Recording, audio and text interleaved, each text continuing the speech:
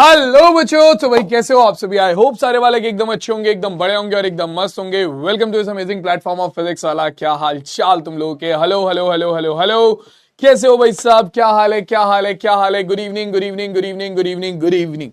हाँ जी, सो हमारा जो चैप्टर चल रहा था व्रत नीव बैच में, उसे हम आगे कंटिन्यू करने वाले हैं। एंड तुम्हारे के स्क्वायर सर की क्लास में तुम लोगों का बहुत बहुत स्वागत है। क्या हाल Anushka, Archana, hello Gulab, hello Janvi, hello hello hello hello, क्या हाल चाल Alveera, hello hello Mithilesh, hello Rani, hello Yogesh, Jitu, Anushka, Shikha, hello Nitish, hello Mul, hello Sana, hello Jyoti, hello Jitu, hello Priyanka, hello Rohit, hello Akash, hello Aman, hello hello hello hello Yash, क्या हाल है। Srishti, hello, good evening Yashu, good evening Diksha, Geetanjali, Arpit, good evening Pranjal, Priya, रानी, सना Khatoon, Shivani, good evening Avni, Alka, hello Prince Jha, hello Aman Kumar, good evening good evening good evening Anushka, good evening Rimjhim, Shubhi, Mukesh, Shikha, Yash, Aman Kumar, Ayushi, hello hello hello hello hello. हाँ जी, सो हमारा जो chapter चल रहा था व्रत, उसमें हमने अभी तक काफी सारी प्रमेय पढ़ ली हैं। आज की क्लास में हम इन प्रमेयों को एक बार रिवाइज करेंगे और बात करेंगे व्रत की जीवा पर आधारित जो हमारे प्रश्न हैं उन पर। ठीक है, तो हमने व्रत की जीवा पर आधारित जो हमारी प्रमेय थी वो ऑलमोस्ट सारी प्रमेय हमने पढ़ ली है।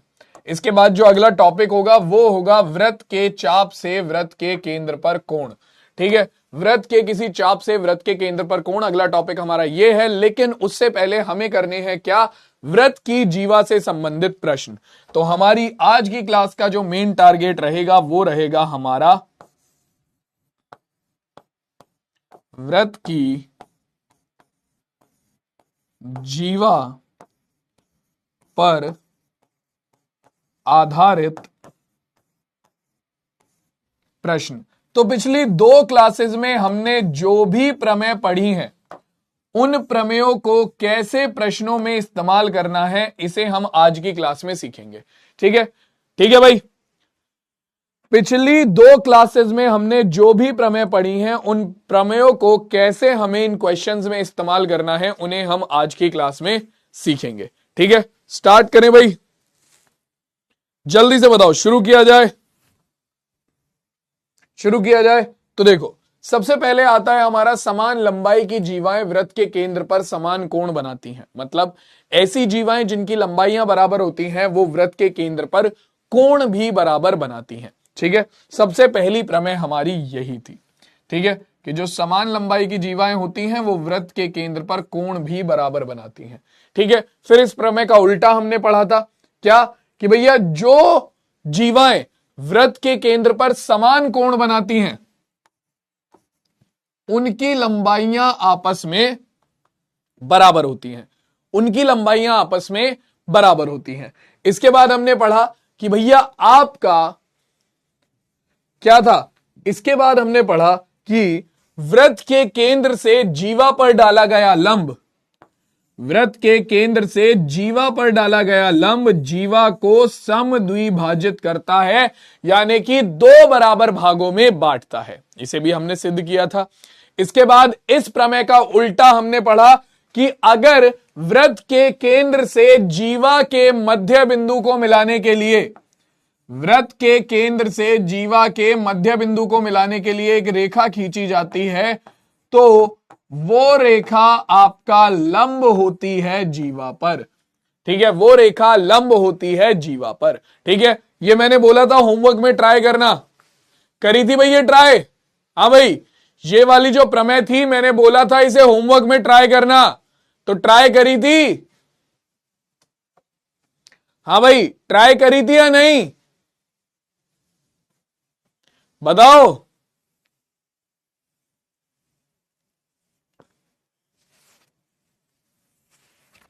यस सर की थी, अनामिका हो गई। हाँ, तो जिन्होंने ट्राई करी थी उनकी हुई या फिर नहीं हुई,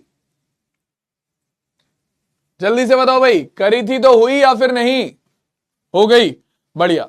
चलो अब देखो, इसके बाद कहता है कि समान लंबाई की जीवाएं व्रत के केंद्र से समान दूरी पर स्थित होती हैं। ठीक है, तो जो जीवाएं समान लंबाई की होती हैं, यानी कि जो जीवाएं बराबर लंबाई की होती हैं, उनकी व्रत के केंद्र से दूरी भी बराबर होती है, और किसी बिंदु से दूरी कैसे निकालते हैं? केंद्र से जीवा पर, मतलब किसी उस बिंदु से उस रेखा पर लंब डालकर, ठीक है, उस बिंदु से उस रेखा पर लंब डालकर। तो यानी कि आपका अगर दो जीवाएं बराबर लंबाई की हैं तो केंद्र से उनकी जो दूरी होगी, यानी कि केंद्र से उन जीवाओं पर जो लंब डाला जाएगा उनकी लंबाई बराबर होगी, ठीक है। और इस प्रमेय का जो उल्टा था वो भी बिल्कुल सही है कि भैया अगर आपका केंद्र से दो जीवाएं समान दूरी पर स्थित हैं, दो जीवाएं केंद्र से समान दूरी पर स्थित हैं, तो इसका मतलब वो दोनों जीवाओं की लंबाई जो होगी वो बराबर होगी।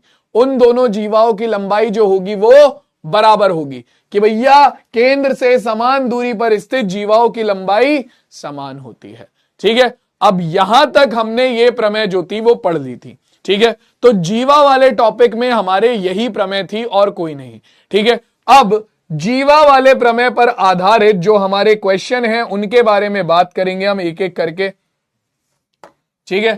तो सबसे पहला सबसे बेसिक क्वेश्चन आपको दिया हुआ है 5 सेंटीमीटर व 3 सेंटीमीटर त्रिज्या वाले दो वृत्त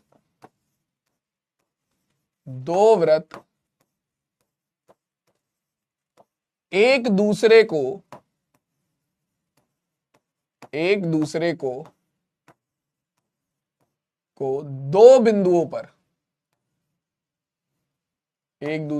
दो बिंदुओं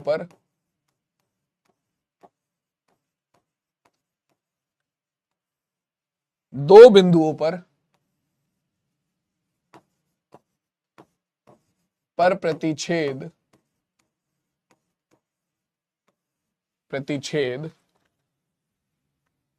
करते हैं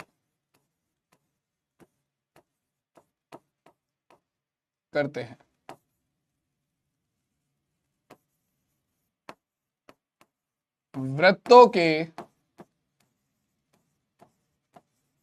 केंद्रों के बीच की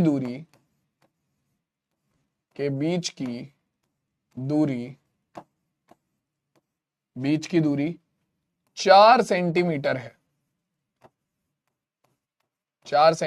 है, तब वृत्तों की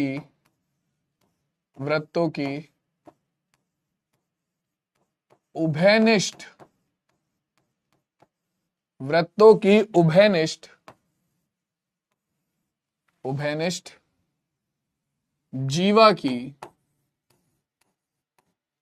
जीवा की लंबाई ज्ञात करें। हाँ भाई, चलो बताओ भाई क्या रहेगा बताओ भाई, कैसे सॉल्व करोगे इस क्वेश्चन को? इस क्वेश्चन में ऑलमोस्ट तुम्हारे सारी प्रमेय लग जाएंगे जो तुमने अभी तक पढ़ी है, ठीक है। तो कैसे सॉल्व करोगे इस क्वेश्चन को बताओ। प्लीज कमेंट ना करके क्वेश्चंस को सॉल्व करने पर फोकस करो, ठीक है। कमेंट ना करके क्वेश्चंस को सॉल्व करने पर फोकस करो। हटाओ, थोड़ी देर के लिए तुम लोगों के कमेंट बंद करते हैं क्योंकि इंपॉर्टेंट क्वेश्चन है वाला। तो ये कह रहा है हमारे पास एक वृत्त है 5 सेंटीमीटर त्रिज्या का, ये उसका केंद्र है,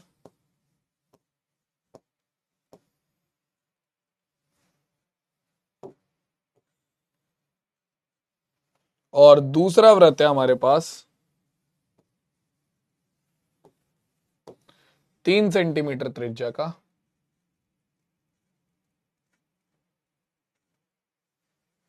ये उसका केंद्र है।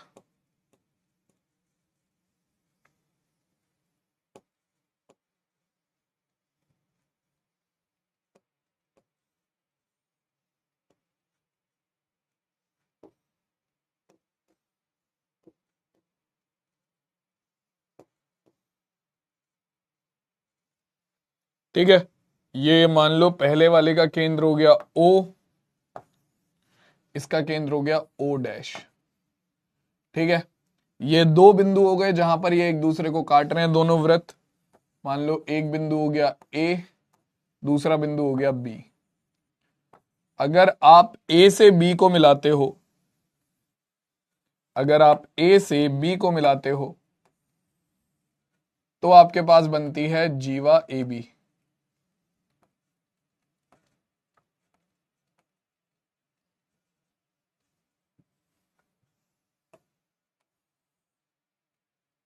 आपके पास बनती है जीवा ए बी। यही जीवा ए बी की लंबाई निकालनी है, क्योंकि यही तुम्हारी उभयनिष्ठ जीवा है जो ओ डैश वाले वृत्त के अंदर भी आ रही है और जो ओ वाले वृत्त के अंदर भी आ रही है। ठीक है, बड़े वाले वृत्त की त्रिज्या 5 सेंटीमीटर, छोटे वाले वृत्त की त्रिज्या 3 सेंटीमीटर है। इन दोनों वृत्तों के जो बीच की दूरी है ओ ओ डैश, ओ ओ डैश जो है वो है कितनी, ओ ओ डैश है आपकी 4 सेंटीमीटर। ठीक है, ये आपको दी हुई है 4 सेंटीमीटर। ठीक है, आपको क्या करना है, मान लो ये आपकी जीवा को बिंदु पी पर काटती है, बिंदु पी पर काटती है। तो अब आपको ये निकालना है कि भैया आपका ए बी की लंबाई कितनी होगी। हाँ जी, तो सबसे पहले तो आपको ये सिद्ध करना पड़ेगा। हाँ भाई बताओ कैसे सॉल्व करोगे अब इसे, बताओ भाई बताओ कैसे सॉल्व करोगे। हाँ जी, कैसे सॉल्व करोगे, मैं यहां पर ये सारी चीजें लिख लेता हूं जो जो मैंने चित्र में बनाई है। क्या बनाया है, माना, माना केंद्र ओ वाला वृत्त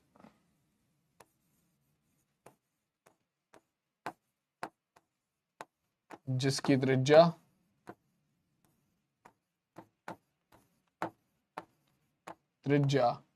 5 सेंटीमीटर है, 5 सेंटीमीटर, व केंद्र ओ डैश वाला वृत्त जिसकी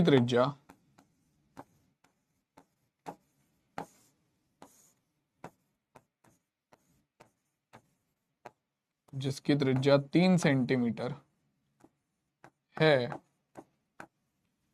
एक दूसरे को, सॉरी सॉरी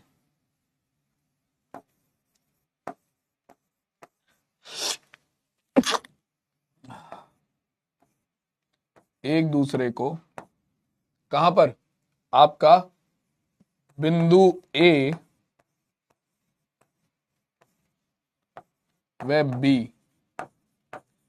पर प्रतिच्छेद करते हैं तथा केंद्रों ओ व ओ डैश को मिलाने वाली रेखा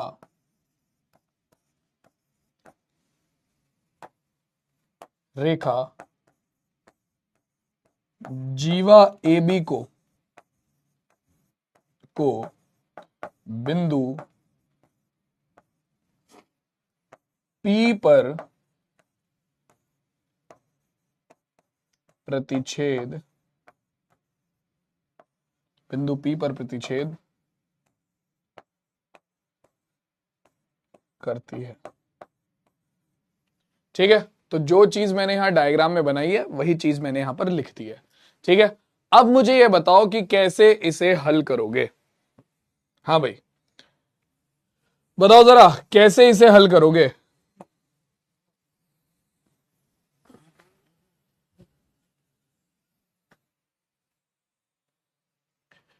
एक क्वेश्चन में ही तुम्हें मजा आ जाएगा, इसी में तुम्हें पता है क्या कि तुम्हारा जो ये छोटा वाला वृत्त है, मतलब ये जो बड़ा वाला वृत्त है इसकी त्रिज्या कितनी है भैया, केंद्र से परिधि तक की दूरी त्रिज्या होती है, तो ये है 5 सेंटीमीटर। और इसकी त्रिज्या कितनी है यहां से यहां तक की, तो भैया यहां से यहां तक की दूरी आपकी होती है कितनी, यहां से यहां तक की दूरी आपकी होती है, छोटे वाले वृत्त की त्रिज्या ये कितनी है, छोटे वाले वृत्त की त्रिज्या है आपका ओ ए, जो कि है 3 सेंटीमीटर। हाँ जी, बताओ भैया कैसे सिद्ध करोगे। फैजान भाई डायग्राम तो बना दिया मैंने तुम्हारा, अब मुझे ये बताओ सिद्ध कैसे करोगे। क्या करें, ए बी की लंबाई निकालनी है, सिद्ध थोड़ी करना है, सॉल्व करना है। बताओ भाई कैसे सॉल्व करोगे। अंकुश बेटा बात करने की जगह, खुशी बात करने की जगह क्वेश्चन पे फोकस करो। बताओ मुझे कैसे सिद्ध करोगे। अच्छा चैट तो तुम्हारी बंद कर रखी है ना मैंने, बताओगे कैसे। अभी याद आया, सॉरी। चलो कर दी चैट ओपन, बताओ कैसे सॉल्व करोगे इस क्वेश्चन को। ए बी की लंबाई निकालनी है, ए बी की लंबाई निकालनी है पाइथागोरस से। पाइथागोरस कैसे लगाओगे नितेश, कैसे लगाओगे पाइथागोरस। हाँ भैया कैसे लगाओगे पाइथागोरस, यहां पर ये थोड़ी दे रखा है कि कोई सी भुजा किसी पर लंब है। पाइथागोरस लगाओगे कैसे, ये तो दिया ही नहीं है कि कोई सी भुजा किसी पर लंब है, कैसे लगाओगे पाइथागोरस। हाँ भाई कैसे लगाओगे पाइथागोरस, यहां पर ये तो दिया ही नहीं है कि कोई सी भुजा किसी पर लंब है। कैप्टन अमेरिका कर्ण बराबर लंब प्लस आधार, पहले तो ये होता नहीं, कर्ण का वर्ग बराबर लंब का वर्ग प्लस आधार का वर्ग होता है, लेकिन वो लगाओगे कैसे, ये तो दिया ही नहीं है कि कोई सी भुजा किसी पर लंब है। कहां दिया है बताओ, कहां दिया है कोई सी भुजा किसी पर लंब है, ना ऐसी कोई प्रमेय है जिससे तुम्हें यह पता चलता हो कि ये किसी पर लंब है। चलो तो पाइथागोरस ही लगेगी, लेकिन पाइथागोरस लगाने से पहले आपको क्या करना पड़ेगा, आपको सिद्ध करना पड़ेगा कि आपका जो ये वाला कोण है ये 90 डिग्री का कोण है। आपको ये सिद्ध करना पड़ेगा कि ये 90 डिग्री का कोण है, ठीक है। और ये आप कैसे सिद्ध करोगे, आप क्या करोगे, आप यहां पर लोगे दो त्रिभुज, कौन कौन से, या तो उधर वाले दो त्रिभुज ले लो या फिर इधर वाले दो त्रिभुज ले लो, ठीक है। या तो उधर वाले दो त्रिभुज ले लो या फिर इधर वाले दो त्रिभुज ले लो। कौन कौन से त्रिभुज, त्रिभुज ए पी ओ और आपका बी पी ओ, ये दोनों त्रिभुज लो और फिर इनमें कार्यक्रम शुरू करो। कौन सा भाई, आपका ए पी ओ और बी पी ओ, तब जाकर आपका काम होगा, ठीक है। शुरू हो जाओ भाई, चलो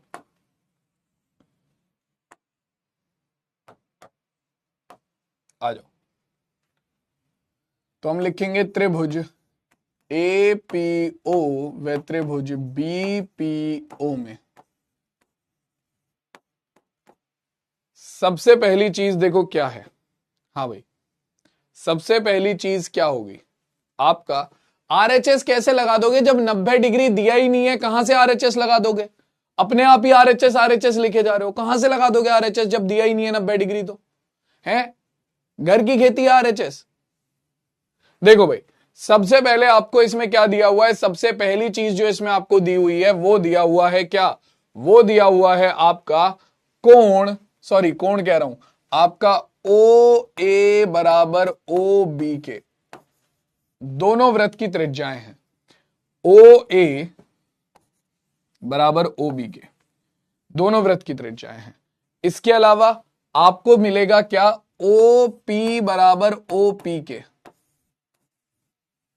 ओ पी बराबर ओ पी के, दोनों त्रिभुजों की उभयनिष्ठ भुजा है। अब बताओ दूसरा क्या, अगला क्या लगाएं। हाँ जी अगला क्या लगाएं बताओ, बताओ भाई। बेटा सर्वेश पाइथागोरन प्रमेय लगाएगा कैसे, कैसे लगाएगा, जब तक कुछ है ही नहीं कैसे लगाएगा पाइथागोरन प्रमेय है, बताओ भैया।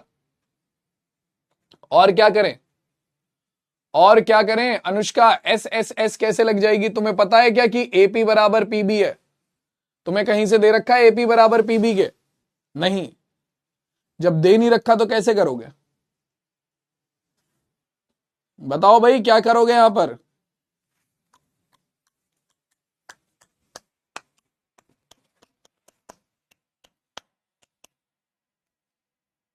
बताओ कैसे सॉल्व करोगे इसे।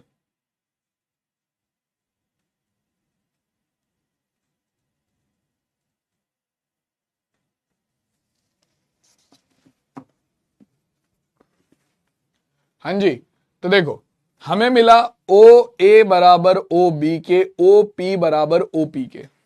ठीक है, अब ना तो हमारा ओ ए पी बराबर पी बी दिया हुआ है, ठीक है, ना ही ये दोनों कोण बराबर हैं कहीं से भी, ना ही हमें पता है कि ये वाला कोण इस वाले कोण के बराबर है। इस कोण का इस कोण के बराबर लाने का भी कुछ तरीका अभी हमारे पास नहीं दिख रहा हमें।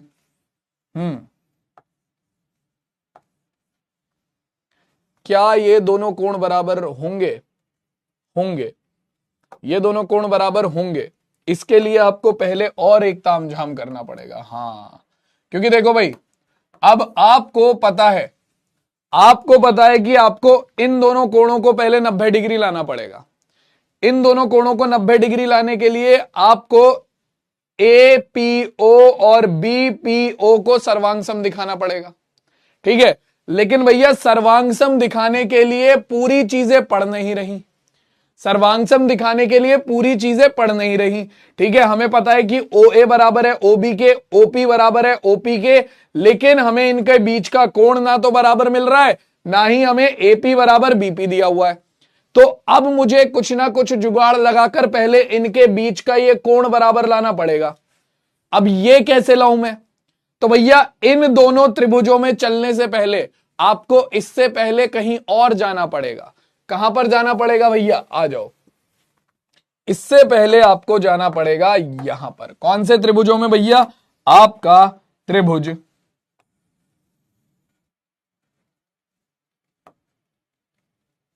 कौन सा?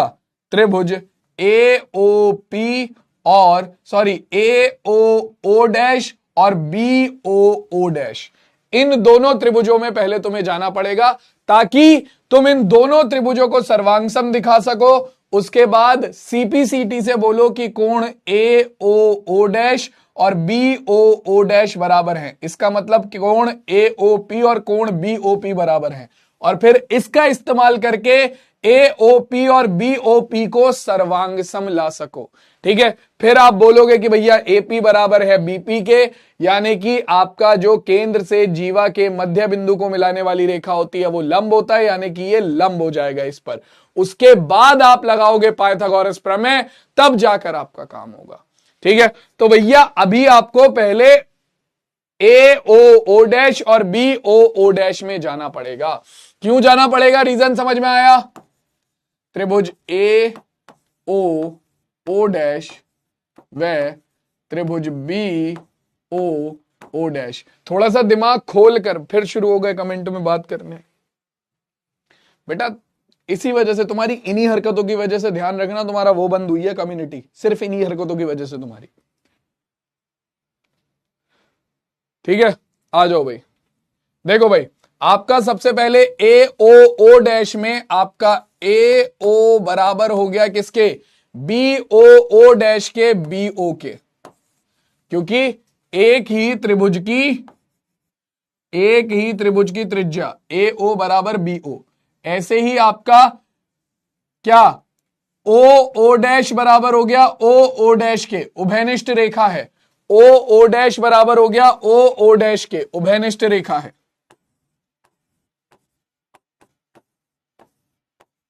ठीक है। इसके अलावा आपका ए ओ डैश ओ डैश ए बराबर हो गया ओ डैश बी के, ओ डैश ए बराबर हो गया ओ डैश बी के, एक ही वृत्त की त्रिज्या। तो ये भी क्या है? ये आपका एक ही वृत्त की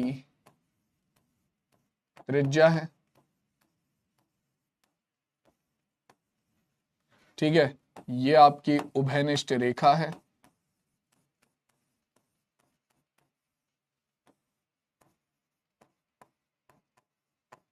ठीक है, और ये भी आपकी एक ही वृत्त की त्रिज्या है,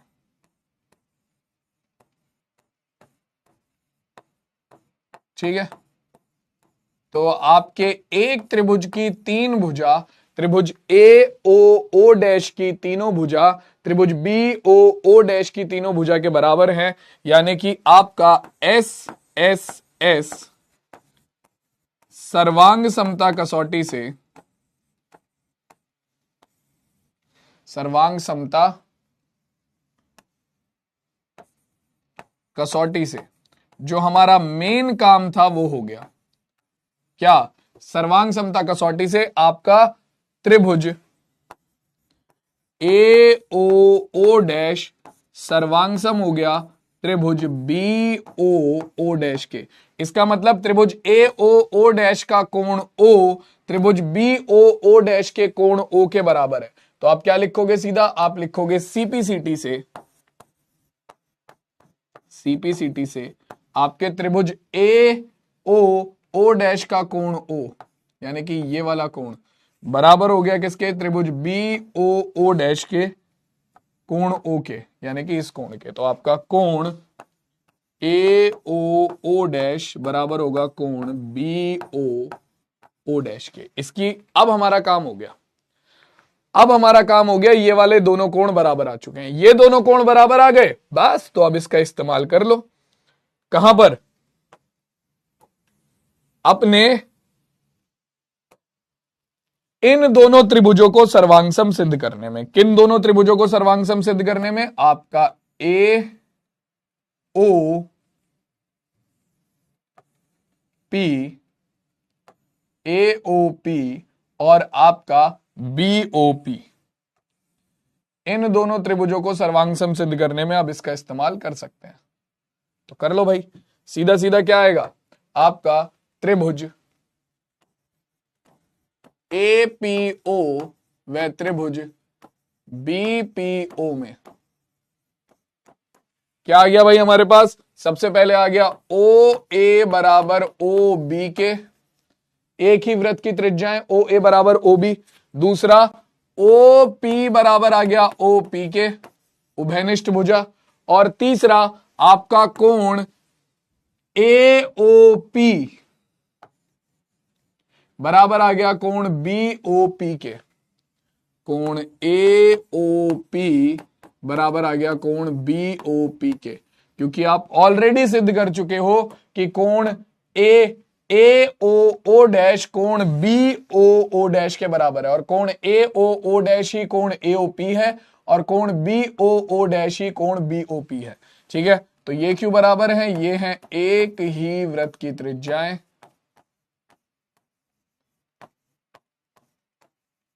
एक ही वृत्त की त्रिज्याएं।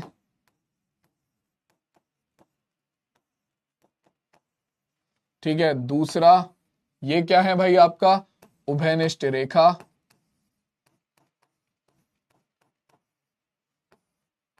उभयनिष्ठ भुजा। और तीसरा आपका ये क्या है? आपका कोण एओपी कोण बीओपी के बराबर कैसे है भैया? क्योंकि आपका क्या बन रहा है भाई? कोण एओपी, क्योंकि सिद्ध किया है। क्या सिद्ध किया है? कि आपका कोण ए ओ ओ डैश बराबर है कोण बी ओ ओ डैश के।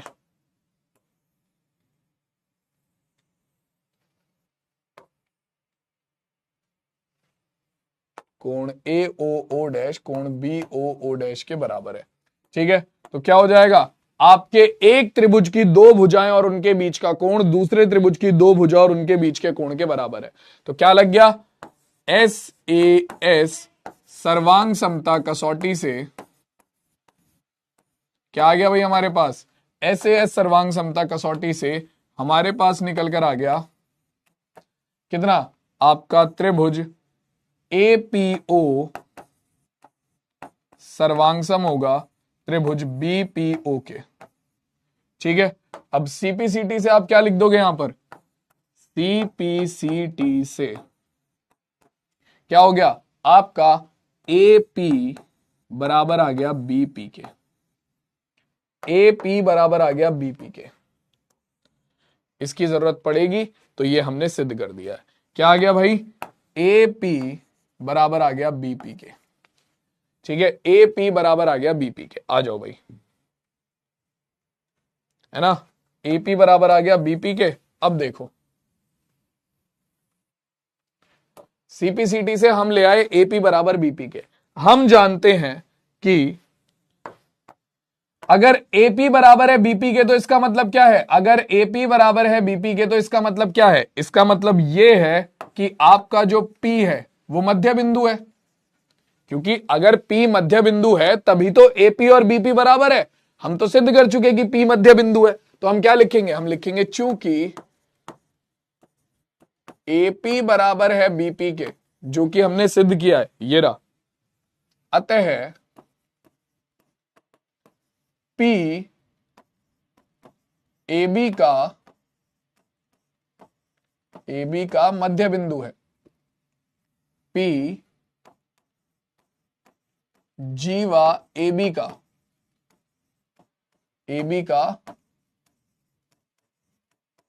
मध्य बिंदु है, पी जीवा एबी का मध्य बिंदु है,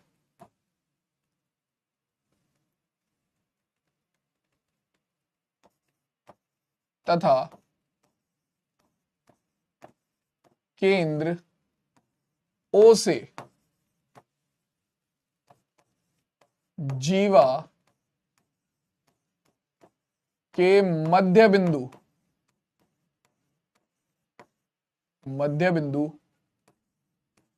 पी को मिलाने वाली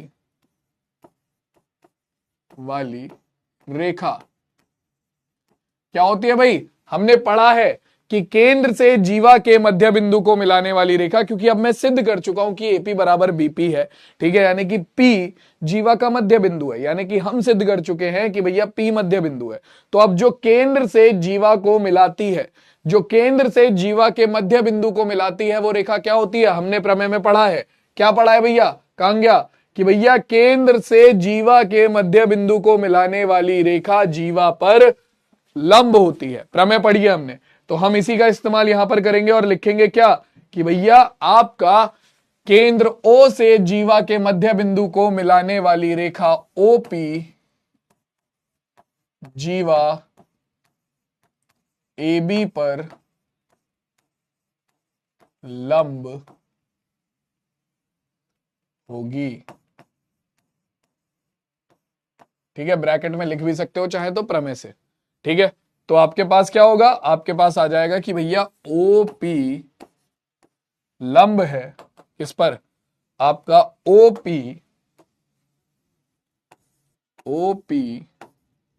लंब है किस पर भाई, आपका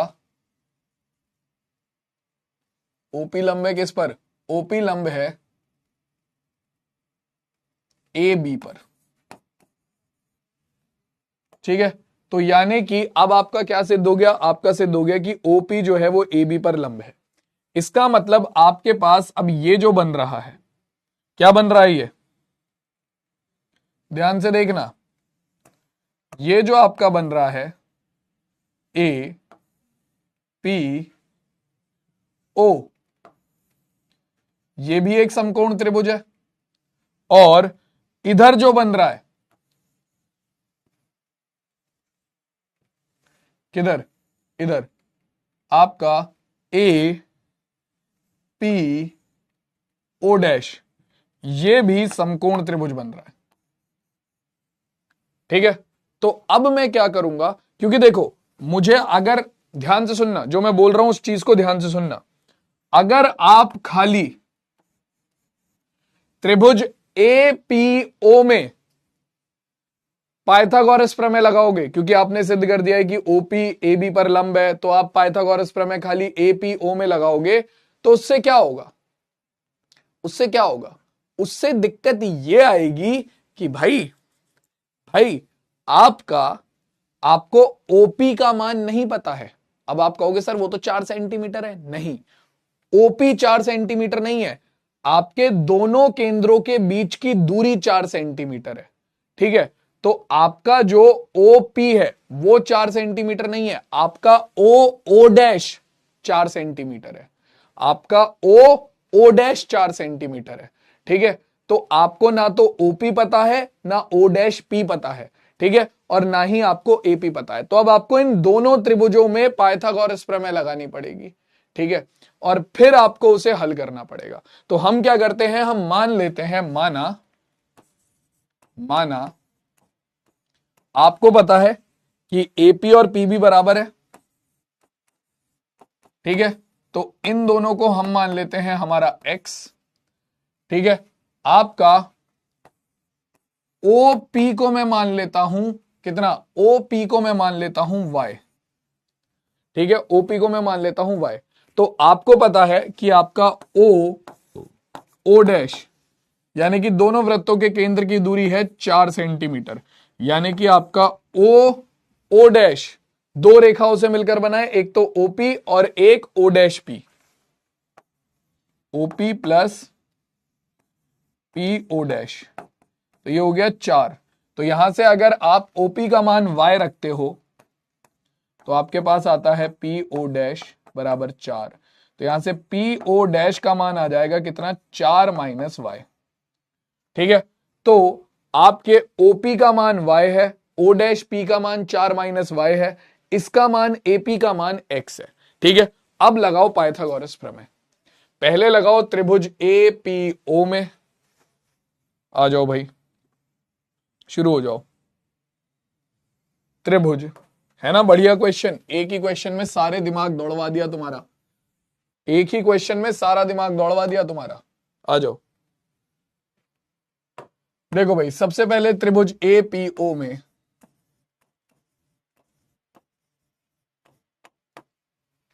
क्या आएगा भाई, आपको पता है 90 डिग्री के सामने वाली भुजा कर्ण होती है, तो ओ ए का वर्ग बराबर होगा अन्य दो भुजाओं के वर्गों के योग के, यानी कि ओ पी का वर्ग प्लस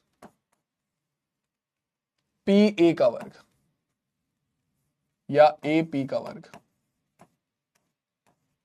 ठीक है, तो ओ ए का वर्ग कितना हो गया, ओ ए का वर्ग हो गया हमारा 5, तो 5 का वर्ग बराबर ओपी कितना माना है तुमने, ओपी माना है y का वर्ग। ये जो हमने केवल माना है ना, ये इसलिए माना है ताकि हमारे लिए चीजें आसान हो जाए। ठीक है, और एपी कितना है, एपी है हमारा x, तो x का वर्ग। ठीक है, x का वर्ग। तुम चाहो तो यहां से x के वर्ग का मान निकाल लो, तो ये आ जाएगा 25 माइनस, या y के वर्ग का मान निकाल लो, तो ये हो जाएगा हमारा कितना, y के वर्ग का मान निकाल लेंगे तो ये हो जाएगा हमारे पास 25 माइनस एक्स का वर्ग बराबर आ गया y के वर्ग के। ठीक है, 25 माइनस एक्स का वर्ग बराबर आ गया y के वर्ग के। तो इसे मैं अगर बोल देता हूं समीकरण नंबर 1। ठीक है, अब चलो दूसरे वाले त्रिभुज में। ठीक है, त्रिभुज ए पी ओ डैश में, ए पी ओ डैश में क्या है भाई, हमारे पास है क्या, हमारे पास है क्या, हमारे पास है हमारा कितना,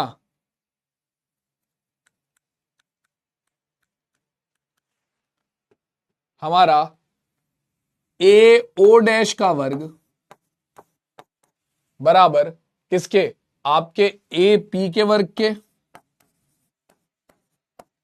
प्लस आपका पी ओ डैश के वर्ग के। ठीक है, तो ए ओ डैश कितना है, ए ओ डैश है छोटे वाले वृत्त की त्रिज्या यानी कि 3, तो 3 का वर्ग। एपी कितना है, एपी है आपका x, तो x का वर्ग प्लस आपका पी ओ है कितना, पी ओ है आपका y माइनस कितना, आपका पी ओ डैश कितना था भाई, पी ओ डैश है 4 माइनस वाई, 4 माइनस वाई का वर्ग। ठीक है, अब इस पूरे को सॉल्व करके यहां से आंसर निकालो क्या आएगा। हाँ भाई, अब इस पूरे को सॉल्व करो और यहां से आंसर निकालो क्या आएगा। बताओ भाई क्या आ रहा है आंसर, बताओ बताओ क्या आ रहा है आंसर। तो अगर देखो मैं यहां से y के वर्ग का मान निकालने की बजाय x के वर्ग का मान निकाल लेता हूं, तो क्या आएगा वो मान? वो आएगा, अगर तुम यहां पर देखो तो तुम x के वर्ग का मान निकाल लो तो y का वर्ग यहां पर क्या हो जाएगा? 25 माइनस वाई स्क्वायर बराबर एक्स स्क्वायर। ठीक है, और समीकरण 1 से एक्स स्क्वायर का मान उठाकर यहां पर रख दो, तो समीकरण 1 से हमारे पास कितना आएगा? हमें पता है कि एक्स स्क्वायर बराबर है 25 माइनस वाई स्क्वायर के, तो उसे यहां पर उठाकर रख दो, तो आपके पास आ जाएगा 3 स्क्वायर हो गया 9 बराबर समीकरण 1 से 25 माइनस वाई स्क्वायर बराबर है एक्स स्क्वायर के। ठीक है, तो यहां से एक्स स्क्वायर की जगह पर इसका मान उठाकर रख दिया, तो हमारे पास आ गया 9 बराबर एक्स स्क्वायर की जगह पर मान रख दो, इसका कितना है? 25 माइनस वाई स्क्वायर। ठीक है, प्लस a माइनस बी के होल स्क्वायर का सूत्र खोल दो, 4 माइनस वाई के होल स्क्वायर का सूत्र, तो 4 माइनस वाई का होल स्क्वायर कितना हो जाएगा? a square plus B square minus के 2ab, तो ये कितना हो गया भाई? 9 स्क्वायर बराबर 25 माइनस वाई स्क्वायर प्लस 4 का स्क्वायर हो गया 16 प्लस वाई स्क्वायर माइनस 4 दूनी 8y। ठीक है, जो जहां जिससे सॉल्व हो रहा है उसे वहां उससे सॉल्व कर दो। वाई स्क्वायर से वाई स्क्वायर कट गया, 16 और 25 कितना हो जाएगा भाई? देखो ये हो जाएगा 9 बराबर कितना? 9 बराबर कितना आ गया? 16 और 25 हो गया हमारे पास 31 41 माइनस 8y, तो माइनस के 8y को इधर ले जाओ और 9 को इधर ले आओ, तो माइनस 8y इधर आकर प्लस का 8y हो गया, 41 प्लस का 9 इधर आकर माइनस का 9 हो गया। ठीक है, तो हमारे पास आ गया 8y बराबर 41 माइनस 9 हो गया 32, तो 8 इधर भाग में आ जाएगा, y का मान आ गया 32/8, यानी कि आपका जो y है 8 एकम 8, 8 चौक 32। ठीक है, जो y है वो आपका आ रहा है 4 सेंटीमीटर, और y क्या था? y क्या था भाई? y था आपका OP। y क्या था? y था आपका OP। y क्या था? OP था, यानी कि आपकी ये जो जीवा है ना, ये जो जीवा है ये एग्जैक्टली इस वृत्त के केंद्र से ही होकर जा रही होगी। ठीक है, क्योंकि आपके OP का मान कितना आ रहा है? 4 सेंटीमीटर आ रहा है, जो कि बिल्कुल इसके बराबर है। तो यानी कि ये जो वृत्त की जीवा है, मतलब ये जो वृत्त के केंद्र से जीवा पर लंब है, ये जो जीवा है ये एग्जैक्टली वृत्त के केंद्र से ही होकर जा रही होगी। सीधी सी बात है, तो अब तो इसमें ज्यादा सोचना भी नहीं है। अगर ये वृत्त के केंद्र से होकर जा रही है तो इसका मतलब ये ऐसी जीवा है जो वृत्त का व्यास है। तो भैया छोटे वाले वृत्त का त्रिज्या का दुगुना कर दो, 3 का दुगुना कर दो 6 हो गया, आंसर 6 ही आएगा। ठीक है, लेकिन भैया ऐसे लिख नहीं सकते ना डायरेक्ट, सॉल्व तो पूरा ही करना पड़ेगा। ठीक है, तो देखो आपके पास y का मान आ गया कितना? 8 चौक 32, यानी कि आपके पास OP बराबर आ गया 4 सेंटीमीटर के। ठीक है, y का मान आ गया 4 सेंटीमीटर। अब x का मान क्या था भाई? तुमने निकाला था x का मान, समीकरण 1 से जो x का मान निकाला था उसमें ये मान रख दो। समीकरण 1 से क्या होगा भाई? आपको पता है कि एक्स स्क्वायर बराबर है 25 माइनस वाई स्क्वायर के, तो ये हो गया 25 माइनस 4 का स्क्वायर, तो x बराबर हो गया, स्क्वायर इधर जाकर स्क्वायर रूट हो जाएगा 25 माइनस 16 के, तो 25 माइनस 16 हो गया 9, तो स्क्वायर रूट के अंदर आ गया 9, x बराबर आ गया 3 के। अब आप जानते हो क्या?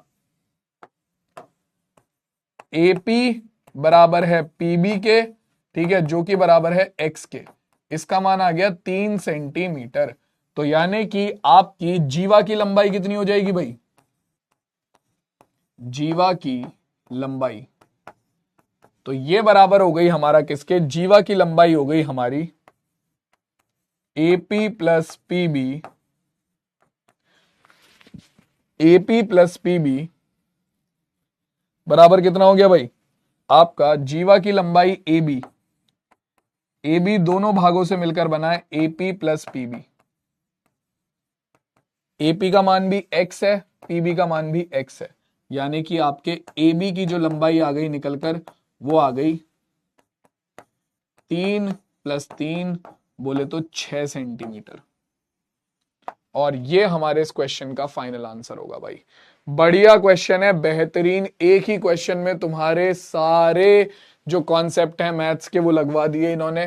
ठीक है, तुमसे इक्वेशन भी सॉल्व करवा ली इन्होंने, तुमसे क्या कहते हैं तुम्हारा व्रत की प्रमेय भी लगवा दी इन्होंने। ठीक है, तुमसे इन्होंने सर्वांग समता लगवा दी 2 बार। ठीक है, तो बढ़िया क्वेश्चन है ये, बेहतरीन क्वेश्चन है।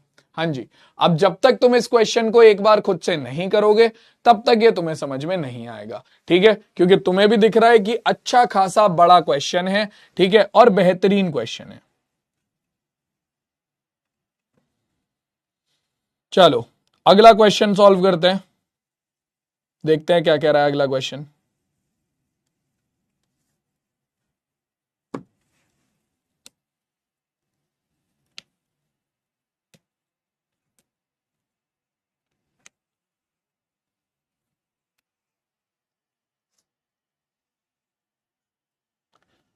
अंशुमन मिश्रा, बहुत बढ़िया भाई।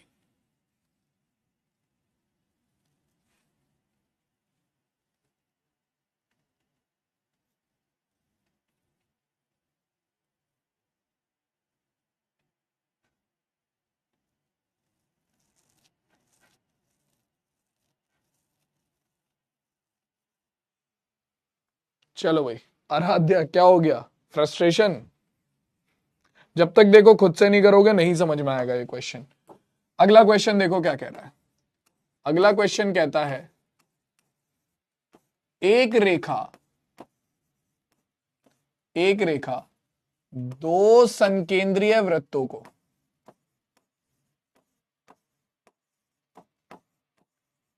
दो संकेंद्रीय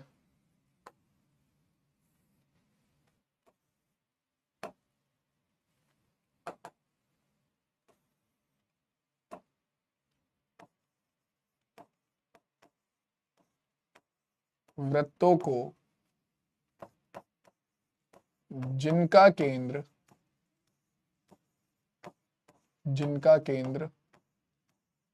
ओ है बिंदु ए बी सी व डी पर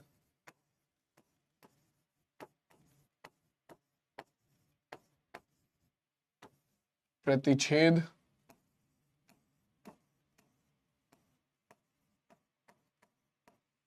करती है,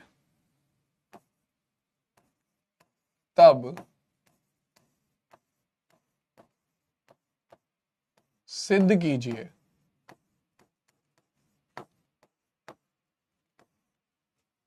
कि ए बी बराबर होगा सी डी के। चलो भाई, आपको सिद्ध करना है ए बी बराबर होगा सी डी के। आपको बोला गया है दो व्रत हैं जो कि संकेंद्रीय व्रत है। अब आपको इसके लिए यह समझना पड़ेगा कि संकेंद्रीय व्रत कौन से होते हैं। तो देखो भाई, संकेंद्रीय व्रत वो व्रत होते हैं जिनका केंद्र एक ही होता है। ऐसे व्रत जिनका केंद्र समान होता है उन्हें बोला जाता है संकेंद्रीय व्रत। मतलब दोनों ही व्रतों का सेम केंद्र होगा। तो ये मान लो ये हो गया आपका केंद्र O, जो कि इस वाले व्रत और इस वाले व्रत दोनों का केंद्र है, तो इसे बोलेंगे संकेंद्रीय व्रत। क्या बोलेंगे भाई? संकेंद्रीय व्रत।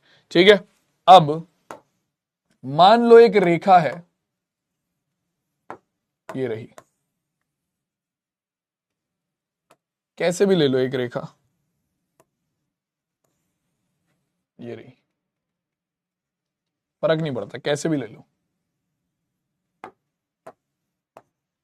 जो कि इन वृत्तों को कौन कौन से बिंदु ए बी सी और डी पर प्रतिच्छेद करती है। ठीक है, तो अब आपको सिद्ध करना है क्या? अब आपको सिद्ध करना है कि ए बी बराबर है सी डी के। बस ए बी बराबर है सी डी के, ये आपको सिद्ध करना है। ज्यादा कोई टफ नहीं है, बहुत इजी है, बड़े आराम से सॉल्व हो जाएगा। ठीक है, ये चित्र आपको क्वेश्चन में दिया हुआ है। ठीक है, सारी चीजें आपको क्वेश्चन में दी हुई हैं, तो आपको ये चीज लिखने की जरूरत नहीं है। ठीक है, बट यहां पर आपको इस क्वेश्चन को सॉल्व करने के लिए एक रचना करनी पड़ेगी। क्या रचना करनी पड़ेगी? कि केंद्र ओ से जीवा ए डी पर, मतलब चाहे उसे ए डी बोल लो चाहे बी सी बोल लो, बात एक ही है, एक ही जीवा है वो, पूरी की पूरी एक ही रेखा है। ए डी पर लंब ओ पी डालें। तो मतलब आपको एक लंब डालना है। ठीक है, ओपी। अतः आपका ओपी जो है वो ए डी पर भी लंब है, और ओपी जो है वो बी सी पर भी लंब है। बिल्कुल सिंपल सी बात है, क्योंकि एक ही रेखा है, चाहे वो बी सी बोल लो चाहे ए डी बोल लो, एक ही रेखा है। ठीक है, तो भाई अब आ जाओ। तो हमने क्या करा? हमने ओ से एक लंब डाला, ओ से एक लंब डाला ओपी।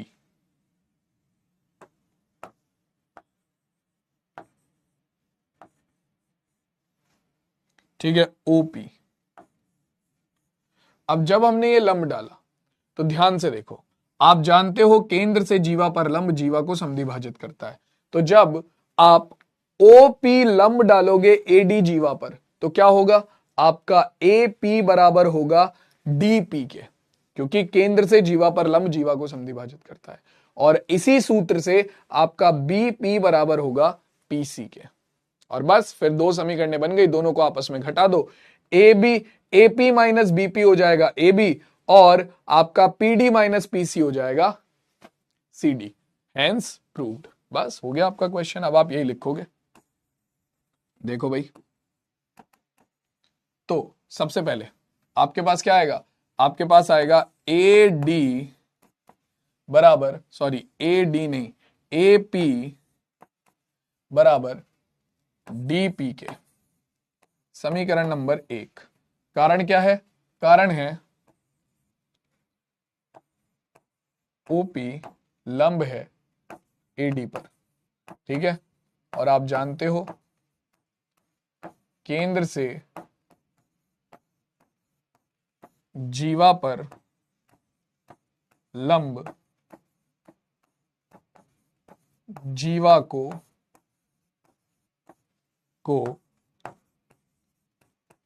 समद्विभाजित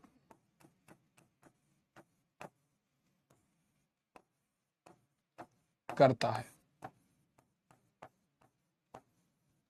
ठीक है भाई, क्लियर हो गई बात? तो कर दो भाई। ये हो गई समीकरण नंबर 1। सेम ऐसे ही आपका बीपी बराबर हो जाएगा सीपी के, क्योंकि ये छोटे वाले वृत्त की जीवा है। समीकरण नंबर 2, ये छोटे वाले वृत्त की जीवा है। ठीक है, बी सी क्या है? छोटे वाले वृत्त की जीवा। ठीक है, तो आपका ओपी जो है वो लंब है बीसी पर भी। तो यहां पर भी यही सेम कहानी आप लिखोगे कि केंद्र से जीवा पर लंब जीवा को समद्विभाजित करता है। समीकरण 1 माइनस समीकरण 2 कर दो, क्वेश्चन खत्म हो गया।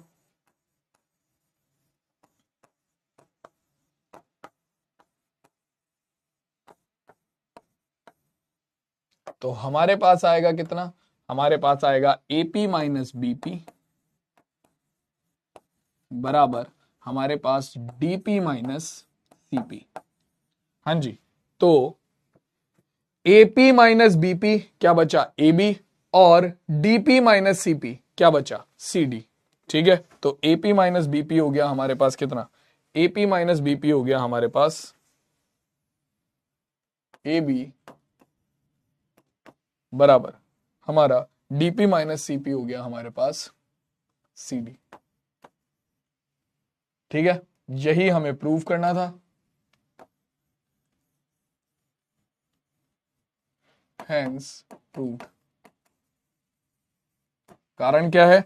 कारण यहां पर लिख दो साइड में कि भैया आपको डायग्राम से साफ दिख रहा है कि AP माइनस BP जो है वो हमारा AB के इक्वल है और हमारा DP माइनस CP जो है वो CD के इक्वल है।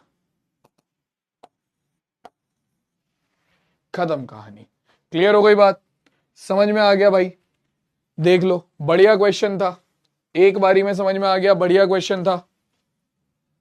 बताओ भाई जल्दी से, समझ में आ गया?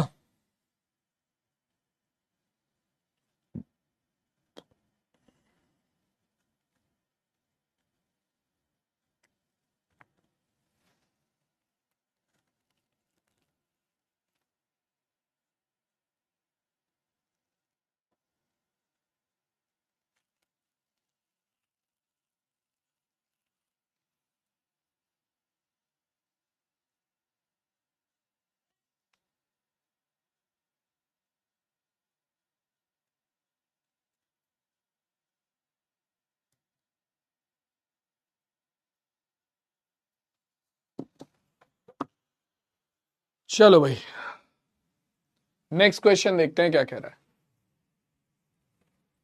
आ जाओ भाई, नेक्स्ट क्वेश्चन देखो क्या कह रहा है।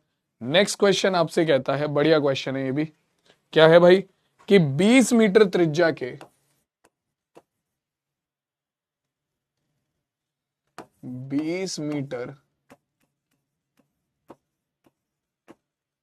त्रिज्या के वृत्ताकार पार्क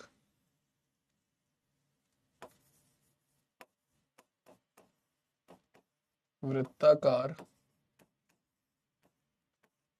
पार्क एक कॉलोनी में स्थित है।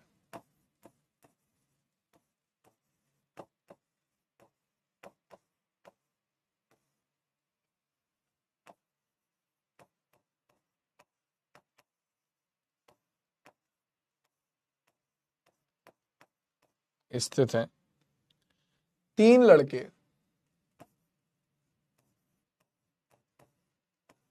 तीन लड़के अपनी क्लास के ही ले लेते हैं, पंकज, अर्पित और समर।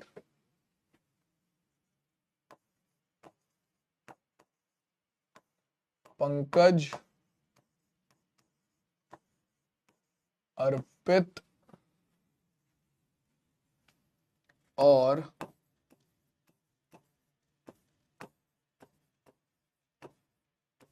समर इसकी परिसीमा पर बराबर दूरी पर बैठे हैं। इसकी परिसीमा पर बराबर दूरी पर बैठे हैं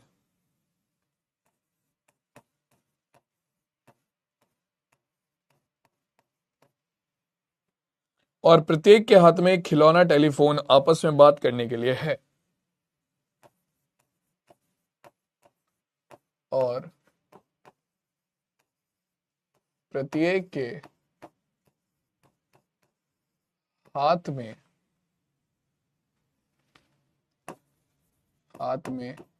एक खिलौना टेलीफोन आपस में बात करने के लिए है।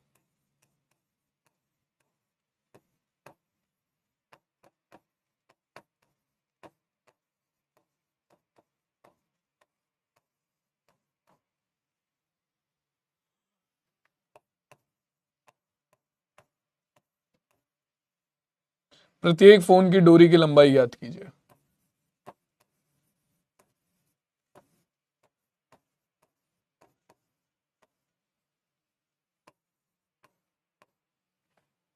कि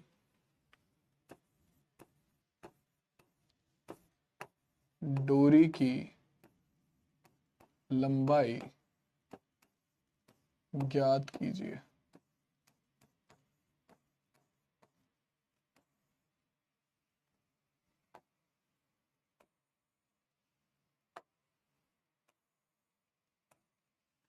ठीक है, अब इस क्वेश्चन को पहले समझते हैं। ये क्वेश्चन क्या कह रहा है? क्वेश्चन कह रहा है कि भाई आपका एक वृत्ताकार मैदान है, ठीक है, ये रहा वृत्ताकार पार्क। इस वृत्ताकार पार्क में आपके 3 लोग बैठे हुए हैं।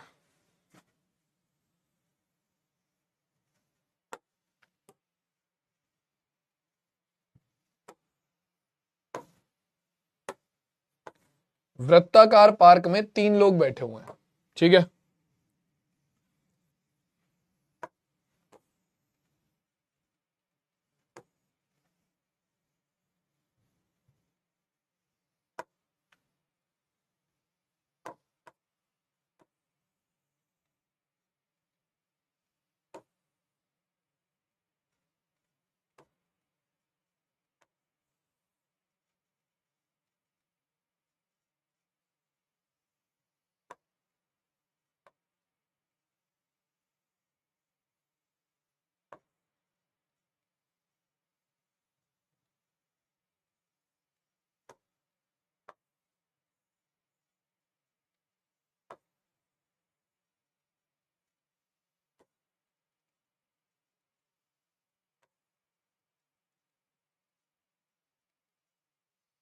ठीक है, ठीक है, ऐसे वृत्ताकार पार्क में 3 लोग बैठे हुए हैं, ठीक है। एक बैठा हुआ है तुम्हारा यहां पर, जो कि है पंकज, ये मैं बोल देता हूं पी। एक यहां पर बैठा है आपका अर्पित ए, और एक यहां पर बैठा है समर एस, ठीक है। अब इनके बीच में इनके पास एक फोन है जो कि टेलीफोन की डोरियों से बंधा हुआ है, ठीक है। और इनके बीच में जो क्या है, ये जो डोरियों की लंबाई है ये आपको ज्ञात करनी है, ठीक है।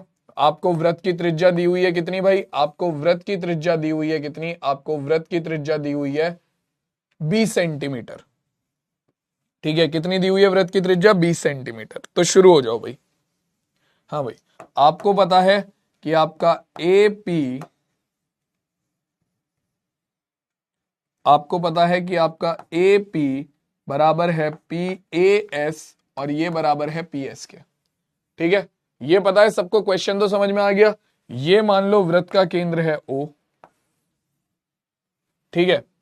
अब आपको क्या करना है? आपको PAS या PS में से किसी एक की लंबाई निकालनी है, ठीक है। एक की लंबाई निकालनी है क्योंकि तीनों बराबर हैं बिल्कुल। तो आप क्या करोगे? आप लंबाई निकालने के लिए पहले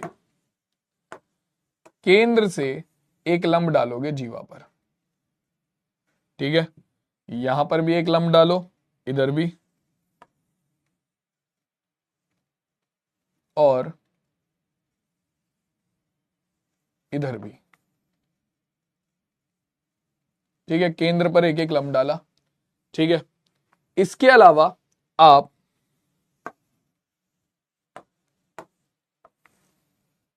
केंद्र से बिंदु P, बिंदु A और बिंदु S को मिलाओ।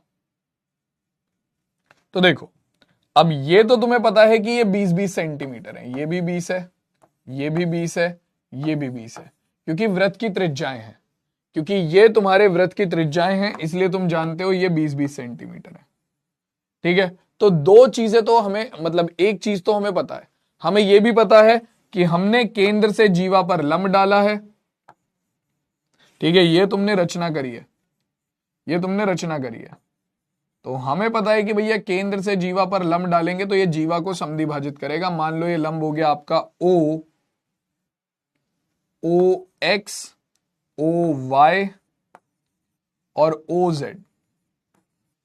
तो हमें यह भी पता है कि ये जीवा को समद्विभाजित करेगा। हम जानते हैं जीवा को समद्विभाजित करेगा, ठीक है।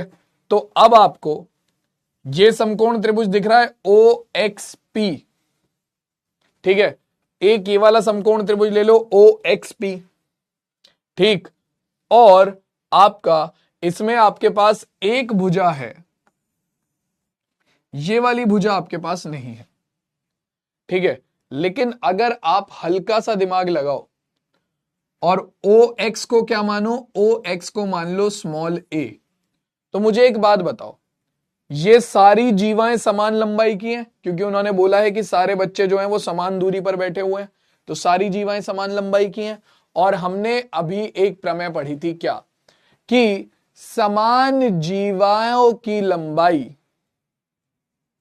समान जीवाओं की लंबाई क्या होती है आपका, जिनकी जीवाएं, जो जीवाएं समान लंबाई की होती हैं वो केंद्र से समान दूरी पर स्थित होती हैं। जो जीवाएं आपकी क्या समान लंबाई की होती हैं वो केंद्र से समान दूरी पर स्थित होती हैं। तो यानी कि आपका ओ एक्स, आपका ओ वाई और आपका ओ जेड तीनों बिल्कुल बराबर होंगे, तीनों बिल्कुल बराबर होंगे। ठीक है, आपको यह भी पता है कि आपका ए पी एस और एस पी ये भी तीनों बराबर है, क्योंकि समान दूरी पर बैठे हैं। ठीक है, तो अगर मान लो पी ए तुम्हारा 2b है, पी ए जो है वो 2b है, तो 2b को दो बराबर हिस्सों में बांटो, एक ये वाला हो गया, एक ये वाला हो गया, तो b और b। ठीक है, और क्योंकि सबकी लंबाई समान है तो बराबर ही हिस्से हो जाएंगे, ये भी b होगा, ये भी b होगा, ये भी b होगा और ये भी b होगा। ठीक है, अब तुम्हें कुछ नहीं करना, दो समकोण त्रिभुज उठा लो कोई से भी और उनसे पिछले वाले क्वेश्चन की तरह प्रमेय बनाओ, मतलब समीकरण बनाओ। जैसे पहला ये हो गया आपका ओ एक्स पी और दूसरा हो गया तुम्हारा, कोई से भी दो उठा लो, कोई फर्क नहीं पड़ता, कोई से भी दो उठा लो, ओ एक्स पी और आपका ओ जेड पी। इन दोनों से दो समीकरणें बनाओ ए और बी के रूप में, और उन दोनों को सॉल्व करके क्या कर दो। आपका देखो ओ एक्स पी से क्या होगा, ओ एक्स पी से आएगा आपका पी ओ का वर्ग, पी ओ का वर्ग यानी कि 20 का वर्ग अन्य दो भुजाओं के वर्गों के योग के बराबर होगा, यानी कि आपका ए का वर्ग प्लस बी का वर्ग। तो ये हो गया ए स्क्वायर प्लस बी स्क्वायर बराबर 400 के, समीकरण नंबर 1। ठीक है, और दूसरा आपकी दूसरी समीकरण से आप देखोगे तो वहां से भी सेम ही चीज बनेगी।